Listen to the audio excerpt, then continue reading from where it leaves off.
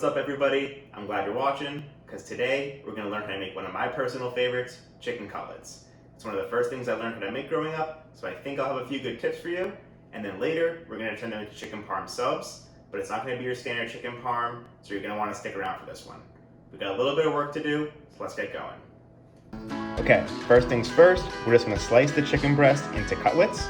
You could already buy pre-sliced cutlets. They're just a little bit more expensive and the product might not be as good. So we're just gonna slice them going from the top down really thinly with a really sharp knife. You could also butterfly them and then use a meat pounder, but this is a little bit easier and then we'll get a bunch of really thin small cutlets. So let's just start cutting away, but be really careful.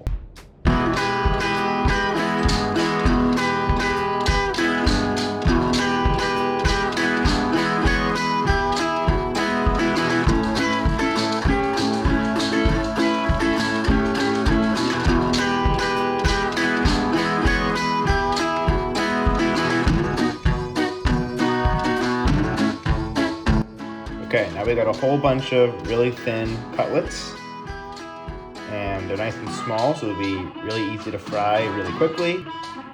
All right, now it's time to go over the breading station, which is obviously one of the most important parts for cutlets. So first we're gonna put them in the flour, egg, and milk. And I'm also gonna add some hot sauce, just a few dashes.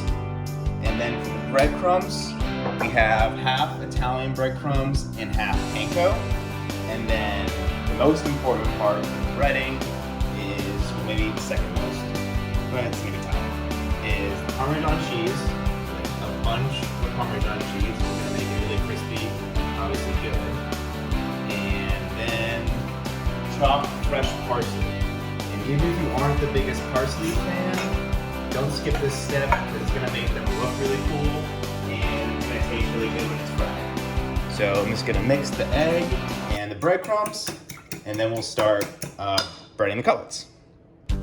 Okay, we're ready to start breading, and also for the container you use for the breadcrumbs, just make sure it's fairly big so you have some space to like push in the breadcrumbs into the chicken. Because if you use a plate, it can get sort of messy and crowded. And I also have a plate here with just breadcrumbs on the bottom, which is where we're gonna put the finished cutlets, just so they can sit while we wait to cook them. So use a fork so your hands don't get really messy. With just a very light coating of flour, shake off the excess, put it into the egg, make sure that's coated, and then to the breadcrumbs. And there's also a lot of salt and pepper in the breadcrumbs too. Here you can kind of sprinkle the hand, then with the fork.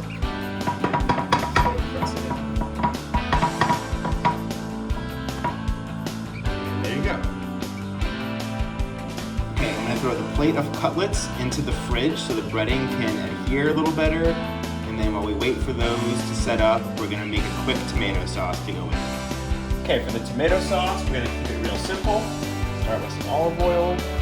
Then we're gonna put in a couple cloves of smashed garlic, some red pepper flakes, and then a stem of basil. We'll let the garlic brown for a little bit, and then we'll add the sauce. Okay, the garlic has broken down a little bit and it's browning. Now I'm gonna add a can of tomato puree, or crushed tomatoes.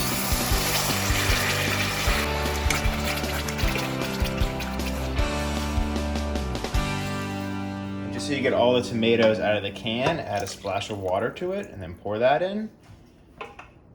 And then besides that, all it's gonna need is a little bit of salt, and of course some pepper. So now this is gonna simmer for 35 minutes. We have the canola oil heating up here. It should be good to go. We're gonna give it a test.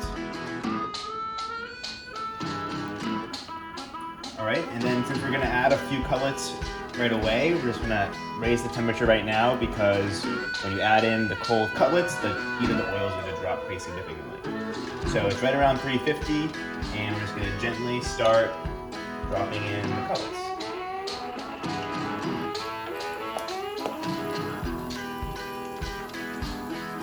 Now, only gonna take a couple minutes on each side, if that, but it's really just about getting them golden brown. And kind of just like pancakes, the first batch never seems to be quite as brown as the rest. But yeah, you should take just a few minutes, and then we'll put them on a rack to dry. All right, it's been maybe about a minute and a half, so we're just gonna flip these over real quick. And let them cook for another minute, probably on the other side. And doing this with a fork is always easiest.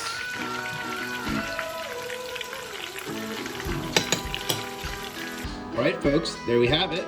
Now from here, you can add pasta, make a chicken parm pasta, potatoes, salad. We're gonna add them to a chicken parm sauce. So we're gonna add the sauce, cheese to the bread, bake it in the oven, sort of like a little pizza, then add the chicken to that. Okay, now we're gonna bake the bread for the chicken parm.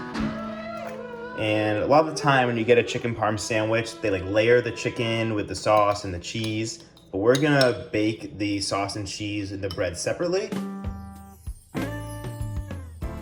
That way, we'll add the chicken at the end and it will stay crispy. Because I hate how people like go through all the trouble of making the chicken cutlets and then they add it to like some soggy sauce situation and the cutlets are no longer crispy. So yeah, I like doing it this way and I think will taste pretty good.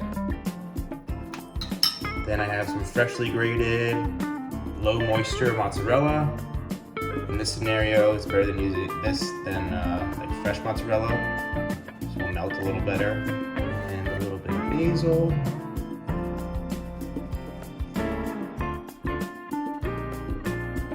All right, I'm gonna put this under the broiler, keep an eye on it, and then just until it looks golden brown and good. All right, it was under the broiler for like maybe 2 minutes. Now from here, just a little bit of olive oil, cause why not? A little Parmesan, some more basil leaves. I'll just start piling on the chicken.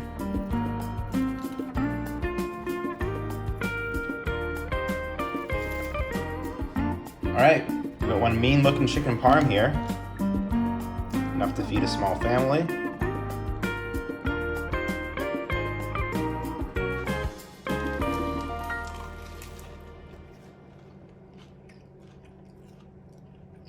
Foul play.